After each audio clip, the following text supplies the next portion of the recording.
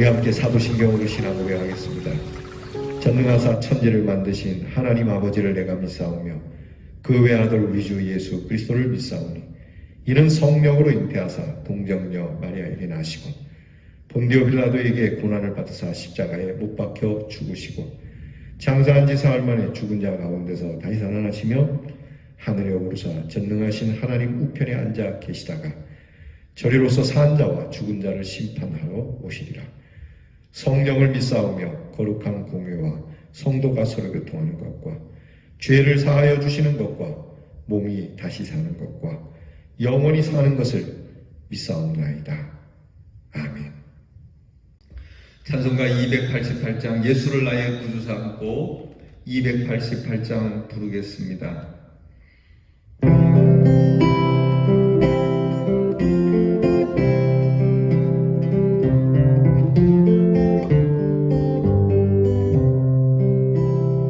예수를 나의 구주 삼고 성령과 피로써 거듭나니 이 세상에서 내 영혼이 하늘의 영광 누리도다.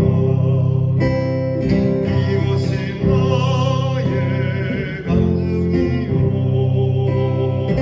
이것이 나의 찬송일세. 나 사는 동안 끊임없이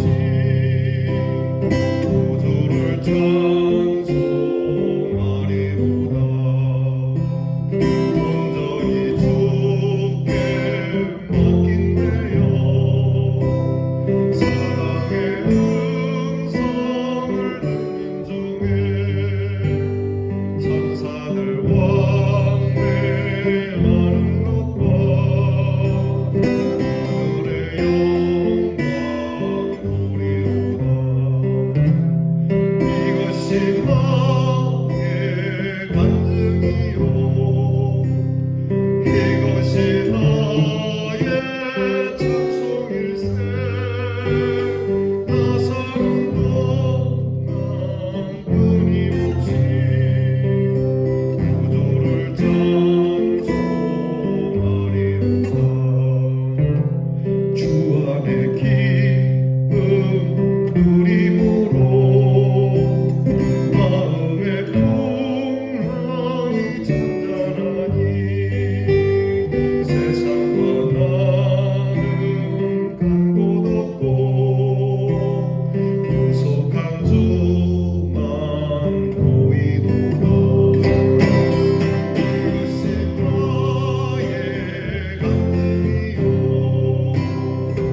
이것이 나의 찬송일세. 나 사는 동안 끊임없이 구주를 찬송하리로다.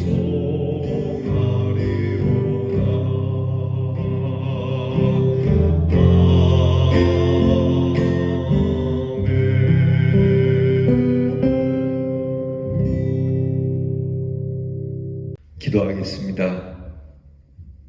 하나님, 이렇게 비대면으로 다시 우리의 예배를 드려야 되게 되었습니다. 비록 다시 흩어졌지만 여전히 우리의 마음은 늘 하나님께로 하나가 되게 하여 주옵소서. 이는 장소와 시간이 우리를 하나님께로 향하게 하는 것이 아니라 우리를 성령과 피로 거듭나게 하신 우리 주 예수 그리스도의 은혜로 우리로 하나님께 모이게 하셨으니 시공간을 뛰어넘어 우리 모두가 이 시간 하나님 앞에 엎드려 주의 은혜를 간구하고 주의 영광 안에 있는 주님의 백성들이 되게 하여 주시옵소서. 오늘도 주님께 우리의 삶을 드리고 우리에게 주신 귀한 은혜를 사모함으로 우리가 주님께 맡긴 이 귀한 심령을 따라 주의 음성을 들려주시고 하늘에서 사다리가 내려와 천사들이 왕래하는 것과 같은 하늘의 영광이 사랑하는 성도들이 있는 곳곳마다 이루어지는 역사가 나타나게 해 주시옵소서. 주님 안에 기쁨을 누리게 하시고 코로나 질병 속에서도 마음의 풍랑이 잔잔하게 하시며 혼탁한 세상은 그리고 불완전한 나는 간 곳이 없고 오직 우리를 구원하고 구속하신 주님만 보이는 은혜를 주시옵소서. 나 살아가는 동안 이것이 우리의 간증이 되게 하시고 우리의 찬송이 되게 하시는 주님, 끊임없이 주님을 찬송하는 일이 우리의 업이 되게 하여 주옵소서. 오늘도 주님 앞에 고개 숙인 사랑하는 성도들에게 그 마음의 짐을 주께서 덜어주시고 죄사함을 주시옵시며 주님 안에서 참 기쁨에 감사함 넘치는 하루가 되게 하여 주옵소서. 하나님, 내일은 거룩한 주일입니다.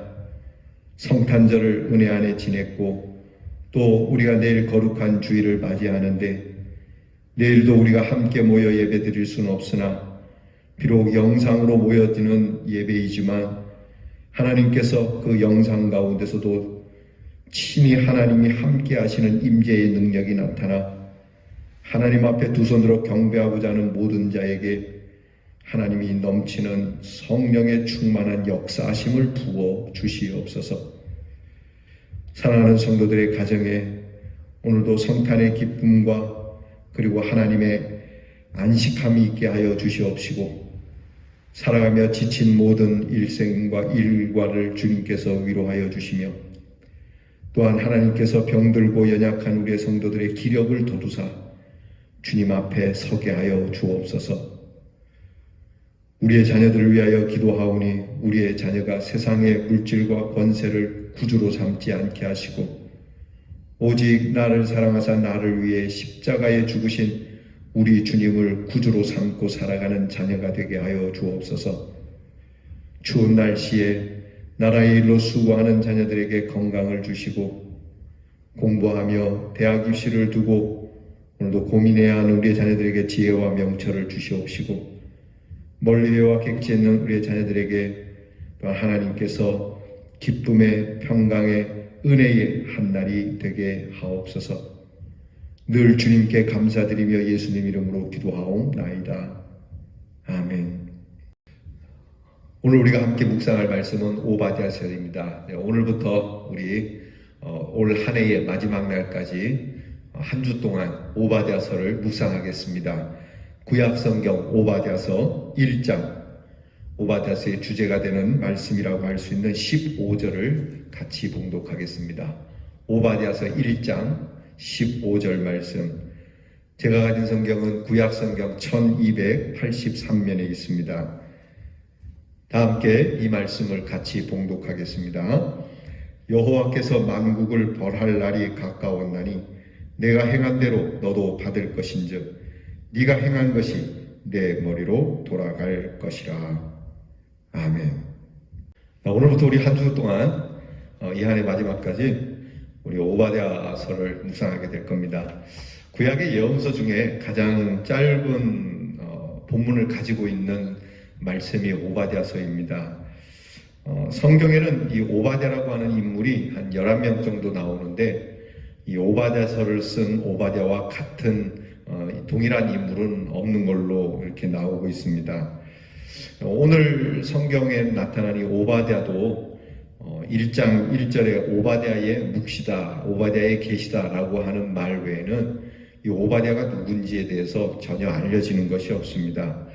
그런데 오바댜서 중에 오바댜서 1장 1절에서 12절 내용을 보게 되면 이 오바댜가 에돔이라고 하는 나라에 대해서 그렇게 하나님의 심판을 예언하고 있거든요. 그러니까 바벨론 왕 느부갓네살 시대에 예루살렘을 침공할 때에 에돔이 이것을 기뻐했고 또 유다를 괴롭힌 것으로 그렇게 기록되어 있는 것을 보아서 적어도 기원전 한 587년 그 경에 그 이후로 이 말씀이 선포된 것이라고 그렇게 여겨집니다.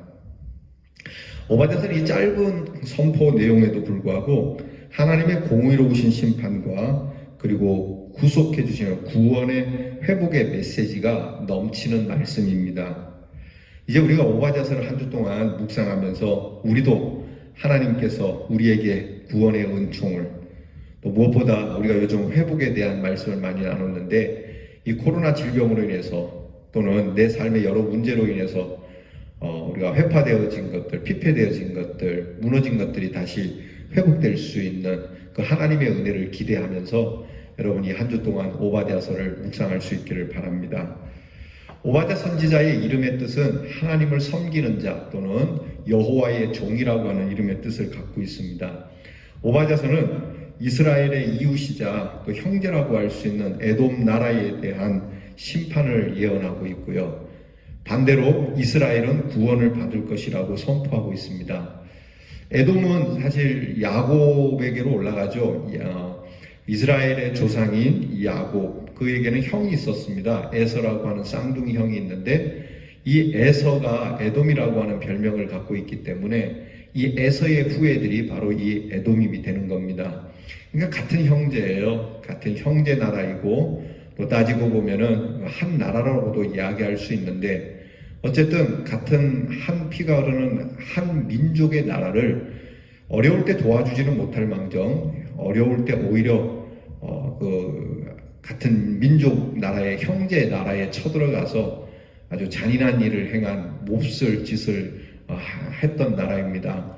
하나님께서는 에돔이 이렇게 행한 짓을 다른 나라가 침공한 것보다 더 하나님이 크게 분노하셨죠.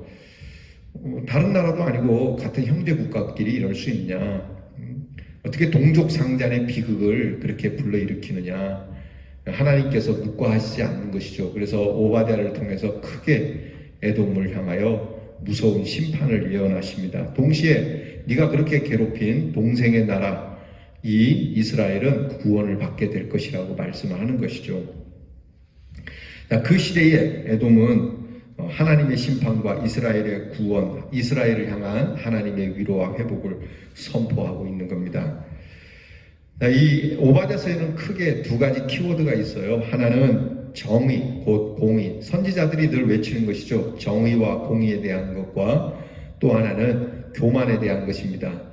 곧 에돔의 교만함을 꾸짖고 계시고, 이 교만함을 하나님께서는 공의와 정의로 다스릴 것이라고 하는 이 두 키워드가 이 오바댜서를 이끌고 있습니다. 오바댜는 하나님께서 바벨론의 왕 느부갓네살을 통해서 유다를 멸망시킨 것처럼 에돔도 파괴할 것이라고 예언하고 있고요. 그 이유는 에돔의 땅이 본래 하나님으로부터 주어진 것인데도 불구하고 형제 나라에 대한 아주 사기치는 듯한 모습들, 하나님의 백성들을 바르게 대하지 않는 것들에 대한 하나님의 정확한 정의의 기준으로서 심판이 임하게 될 것이라고 말씀을 하고 있어요. 하나님은 하나님의 백성을 해롭게 하는 모든 족속을 심판한다는 걸 알아야 합니다. 여러분, 역사 유사 이래로 하나님의 백성을 하나님이 늘 눈여겨보시죠. 하나님의 백성이 하나님께 잘못하면 하나님께서 때로 심판을 하시기도 하고 채찍을 대시기도 하지만, 그런 하나님의 백성을 이렇게 괴롭히는 민족과 족속들은 살아남지 못한다라고 하는 겁니다. 이게 협박을 하는 게 아닙니다. 누구라도 그렇지 않겠습니까? 내 나라 내 백성은 내가 지킨다는 거, 이거는 뭐 세상 나라들도 그렇게 하는데 하나님의 나라는 더욱 그렇지 않겠어요? 내 나라 내 백성은 내가 알아서 한다. 너희가 알아서 할 게 아니다. 교회를 핍박한 단체나 나라치고 여러분 무너지지 않은 나라가 없습니다. 오늘날도 마찬가지입니다. 여러분, 이 하나님의 백성을 해롭게 하는 자, 그들을 핍박하고 환난 가운데 던지는 자들은 하나님께서 그냥 두시지 않는다는 걸 알아야 돼요. 그래서 여러분, 우리가 잘 바르게 살아야 됩니다. 우리가 잘못해서 저 사람들이 우리를 해하고자 하고 교회를 원망하고 하나님의 백성들을 이렇게 못살게 굴면 더불어서 같이 못살게 되어지거든요. 그러니까 그들이 어떻게 해서라도 우리를 받들 수 있도록 우리가 선하게 살아야 할 책임이 여기에 있는 거예요. 말씀드린 대로 하나님께서 하나님의 백성을 함부로 대하는 자들에 대해서 하나님은 묵과하지 않기 때문이죠. 그러니까 여러분, 우리는 이러한 하나님의 마지막 정의, 최종적 정의에 대한 승리를 신뢰해야만 합니다. 우리는 하나님의 승리를 믿고 그 승리는 하나님의 정의의 승리를 통해서 온다는 것을 기억해야 해요. 그러니까 여러분, 우리가 이 코로나로 인해서 교회가 이러니 저러니 말을 많아도 하나님께서 우리 교회를 다시 세워주실 줄을 믿어야 합니다.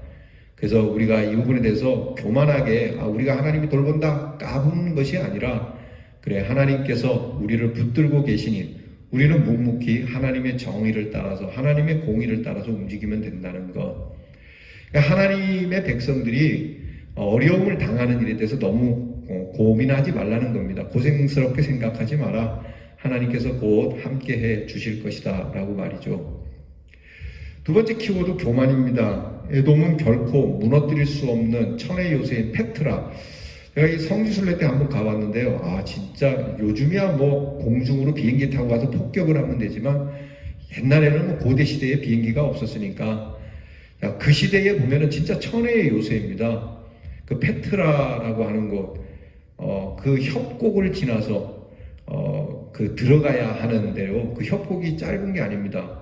그리고 그 협곡이 정말 좁아서 대군이 한꺼번에 들어갈 수 없기 때문에 이게 그 당시 에돔을 점령하는 것은 거의 불가능한 일이었습니다. 그렇기 때문에 이 겉으로 볼 때는 상당히 안정적이고 그리고 굉장히 절대적인 그러한 나라였지만, 그것이 오히려 그들에게 교만함을 불러일으키는 일이 됐다는 거예요. 그러니까 우리가 세상에서 여러분 뭐 좋은 것 갖고 있고 나름 다른 사람들보다 많이 갖고 있다면 그것이 하나님 앞에서 축복이 되고 겸손한 이유가 돼야 되는데, 오히려 그것이 올무가 돼서 교만할 수 있는 확률이 훨씬 더 크게 아주 대폭으로 상승한다라고 하는 것이죠. 여러분, 저와 여러분이 건강이 있습니까? 또 시간이 있습니까? 물질이 있습니까? 지혜가 있습니까? 나름 평안한 삶이 있습니까? 그럴수록 하나님 앞에 더 겸손하기를 정말 애써야 합니다. 2배 이상 애써야 돼요. 내가 없을 때보다도 더 정말 이 일을 위하여 하나님 앞에 겸손하기를 간구하지 않으면 우리는 내가 가진 것 때문에 하나님 앞에 그리고 사람들에게 오만한 자로 서 있을 수 있다는 겁니다. 바로 에돔이 그랬던 것이죠. 그들은 자기 신뢰에 도취했던 사람들입니다.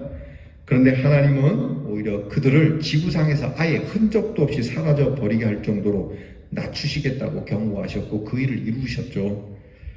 어떤 나라든지 개인이든지 또 그것이 어떤 집단이든지 그들의 힘을 의지하고 그들의 지혜와 부요와 강건함과 그들의 기술, 그런 과학의 발전 등을 빌미로 해서 하나님 앞에 교만하게 되면 하나님은 그들을 낮추십니다. 바벨탑을 무너뜨리듯이 말이죠.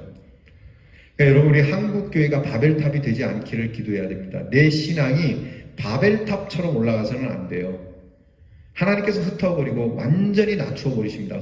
그 있던 자리가 어딘지 찾을 수도 없을 정도로 흔적도 지워버리신다고 하시잖아요. 여러분, 우리가 하나님 앞에서 겸손의 탑을 세워야지 결코 자기 신뢰나 하나님 앞에서 하나님은 없어도 돼, 내 마음대로 할 수 있어 라고 하는 이 교만함을 절대 세워서는 안 돼요.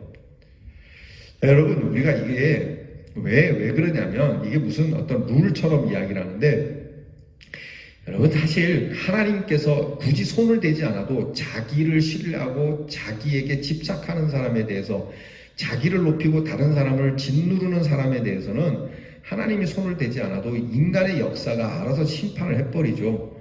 크게 보면 하나님의 섭리이지만 여러분, 이게 굳이 하나님 손 대지 않아도 그들은 그 비난을 받게 되고 결국 마지막에 가서는 그들이 비웃었던 사람들에게 짓밟히는 것 아니겠습니까?